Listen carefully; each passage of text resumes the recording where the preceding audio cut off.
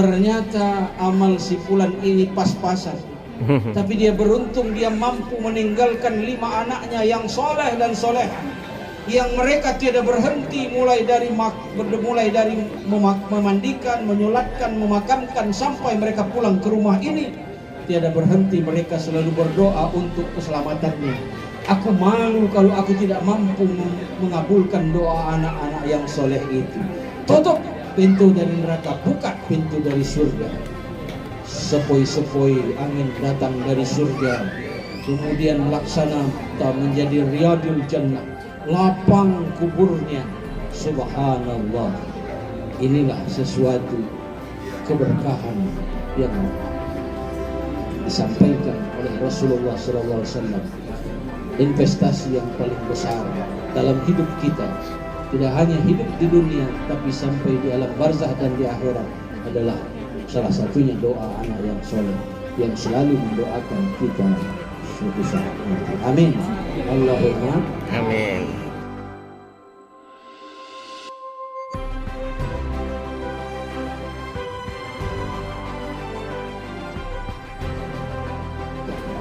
Selanjutnya Bapak dan Ibu, kapan batas alam barzah kubur ini? Ketika kiamat datang, hari kehancuran. Gunung-gunung diterbangkan, langit hancur, bumi hancur, semuanya. Itulah kiamat datang.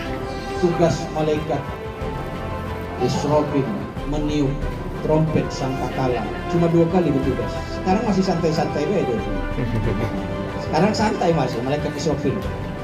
Kapan dia bertugas, niup trompet, hancur. Kiamat datang. Semua tidak ada yang selamat, mati. Kemudian trompet yang kedua kali ditiupkan, itulah berikutnya adalah alam kebangkitan. Dibangkitkan kita semua manusia dari zaman Nabi Adam alaihissalam sampai manusia terakhir, dibangkitkan kembali oleh Allah Subhanahu wa ta'ala. Kita akan dibangkitkan kembali. Berapa lama masa kebangkitan itu? Wallahu a'lam bishawab. Setelah itu kita digiring dan dikumpulkan di padang mahsyar, padang yang sangat luas. Apa miniaturnya? Itulah ada di Arafah, yaitu padang Arafah. Ketika orang berhaji wukuf di padang Arafah, di situ sama manusia, tidak ada beda, menggunakan pakaian putih, semua sama dengan pakaian ihram. Ketika di padang mahsyar sama, tidak ada perbedaan, kita sama. Tidak ada tua, tidak ada muda, rata-rata umur 35 tahun potongannya. Jadi bapak-bapak yang tua, yang 50 tahun lagi hati, kaget kapan dibangkitkan, muda lagi. Nah, itu.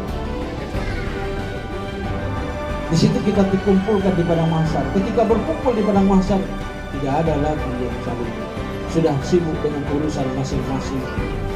Tidak lagi ngurusi mana bapakku, mana ibuku, mana saudaraku. Sudah sibuk dengan urusan masing-masing.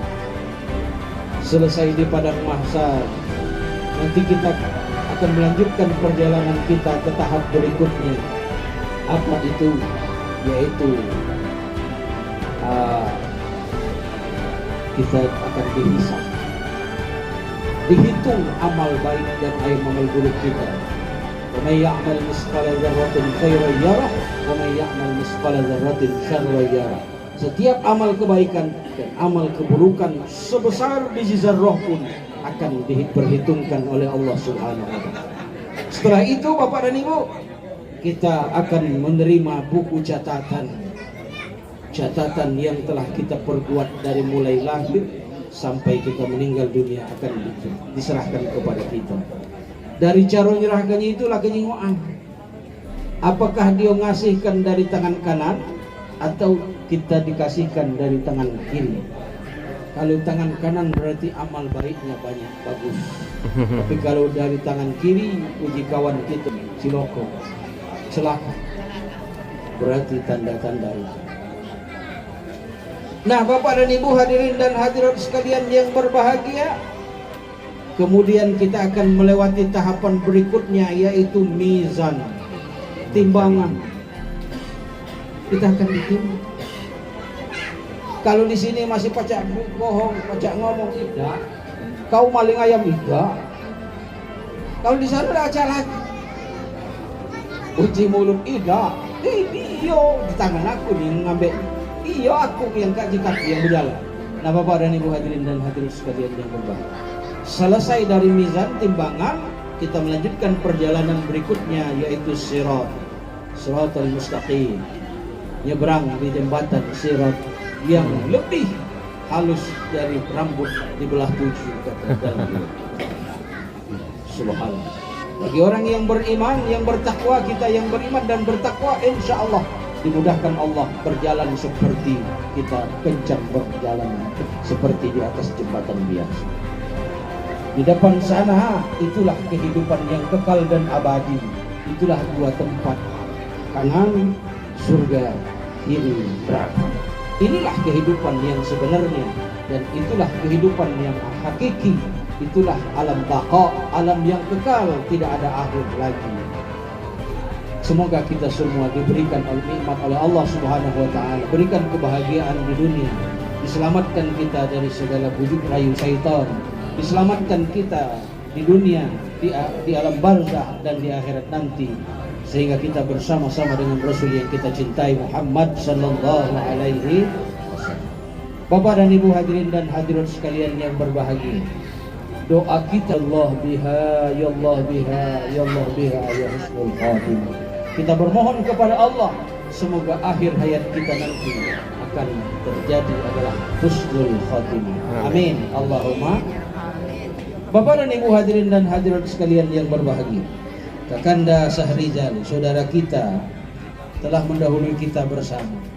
Mari kita doakan beliau, semoga beliau Allah limpahkan selalu rahmat kepadanya, dilimpahkan rahmatnya di dalam kuburnya, diampuni segala dosa dan kesalahannya, diterima segala amal ibadahnya, dan di dalam kubur dibebaskan dari siksanya, dilapangkan kuburnya menjadi riyadil jannah. Amin. Allahumma. Bapak dan Ibu hadirin dan hadirat sekalian yang berbahagia, kalau berbicara masalah kematian, sungguh panjang sekali. Bisa-bisa sampai subuh tidak akan selesai kita, Bapak dan Ibu. Di akhir penutup dalam kajian ini pada malam hari ini, saya ingin menyampaikan sebuah kisah. Kisah seorang sufi perempuan yang bernama Rabi'ah al-Adawiyah, Rabi'atul Adawiyah. Beliau ini seorang sufi yang begitu cintanya, begitu tinggi cintanya kepada Allah, kepada Sang Khalik. Dia selalu ingin mendekatkan diri kepada Allah dan cintanya kepada Allah. Banyak laki-laki yang ingin melamar Ibu Siti Rabi'atul Adawiyah. Datang Rabi'ah Adawiyah menyambut semuanya. Siapa yang paling alim di antara Bapak Ibu sekalian? Siapa yang paling tinggi ilmu agamanya? Silahkan menghadap saya. Semuanya noleh. Terpakulah, yang paling alim, yang paling banyak ilmu agamanya, yaitu Hasan Basri. Silahkan Tuan.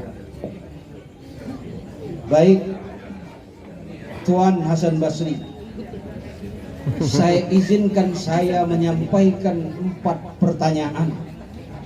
Kalau 4 pertanyaan ini bisa Tuan jawab, insya Allah lahir batin akan saya serahkan diri saya kepada Tuan. Saya bersedia menjadi istri Tuan. Baik, Rabi'ah, Ibu Rabi'ah. Baik, kita mulai. Pertanyaan pertama, kata Rabi'ah. Tuan Hasan Basri, nanti di akhir hidup kita ini kita akan menemui yang namanya kematian. Nah, ketika di akhir hayatku nanti, kira-kira aku ini husnul khotimah apa su'ul khotimah? Bingung Hasan Basri mau jawab. Wah, kalau soal itu hanya Allah yang tahu. Ibu Siti Rabi'ah, gak bisa jawab? Iya. Oke, kita lanjut ke pertanyaan nomor 2. Seperti pecah kuis pemilih 100. Survei membuktikan. Tapi tidak ada survei. Kita lanjut. Ketika kita sudah meninggal dunia, diantarkan kita ke kubur. Nanti di alam barzah akan datang 2 malaikat, betul? Betul kata Hasan Basri. Yaitu malaikat Munkar dan malaikat Nakir. Nah, saya mau tanya Pak Hasan, kira-kira nanti waktu di dalam kubur itu saya ditanya, bisa jawab apa enggak ya pertanyaan malaikat Munkar Nakir? Bicara enggak ada nak belaki ya.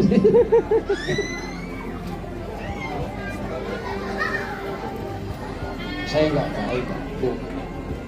Hanya Allah yang tahu urusan itu. Bapak enggak bisa jawab? Ya, mohon maaf saya enggak bisa. Mulai kecut hatinya.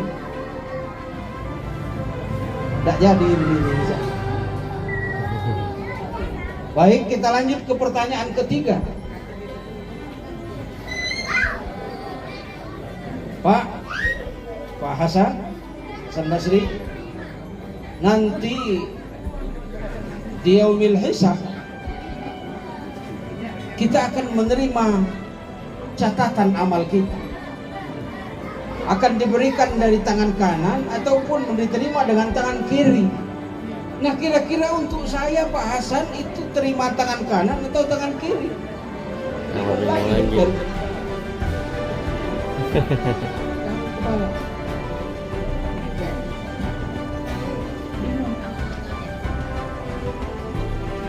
Saya tidak bisa, hanya Allah yang tahu soal itu.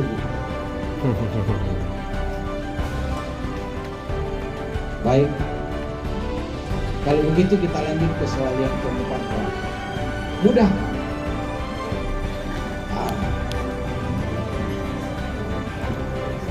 Pak Hasan, berapa sih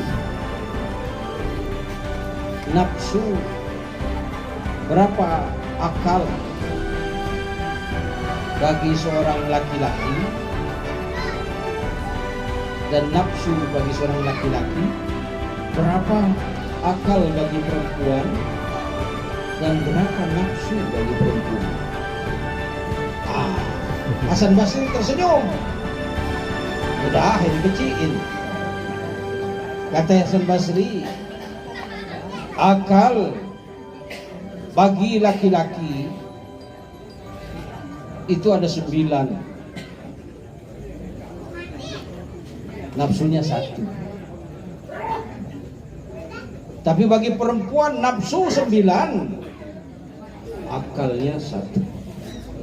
Jadi Pak, kalau bini kita mudah nak meraju, dikit-dikit meraju, itu biasa, 9 nafsunya itu. Banyaklah main hati dia, main perasaan. Kalau lanang nih main pikiran, kali-kalian. Tidak mudah nak nangis, agen. Cain, mikir otaknya. Tidak mudah nangis. Jadi kalau lanang lah penangis lah kelewat itu. Nah kalau ibu-ibu tuh kakek dulu yang lain, banyu mata dulu yang jalan, karena main perasaan hati. Terus sudah Pak Hasan? Iya sudah, begitu. Betul sekali jawaban Pak Hasan. Tapi pertanyaan saya Pak Hasan, Bapak kan punya akal 9, nafsu 1. Saya punya nafsu 9, akal 1. Mengapa akal yang 9 bisa dikalahkan oleh nafsu yang 1 Pak Hasan? Saya nafsu yang 9 bisa mengalahkan yang akal cuma 1. Akhirnya tertunduk malu dan permisi pamit, urunglah melamar tadi. Bapak dan Ibu hadirin dan hadirat sekalian yang berbahagia, singkat ceritanya bahwa dari kisah itu diantaranya bahwa bagaimana ini menjadi renungan kita bersama.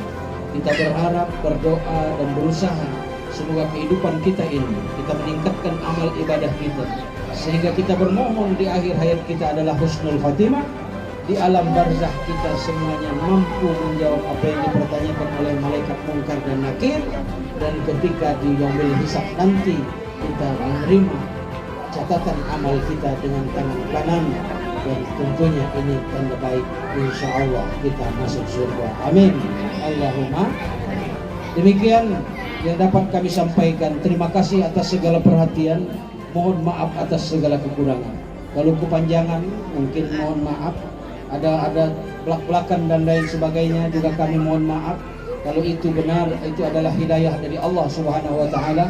Kalau itu ada yang salah, itu adalah kehilapan kami pribadi. Terima kasih atas segala perhatian. Mohon maaf atas segala kekurangan. Wallahul muwaffiq ila aqwamit thoriq. Wassalamualaikum warahmatullahi wabarakatuh. Waalaikumsalam.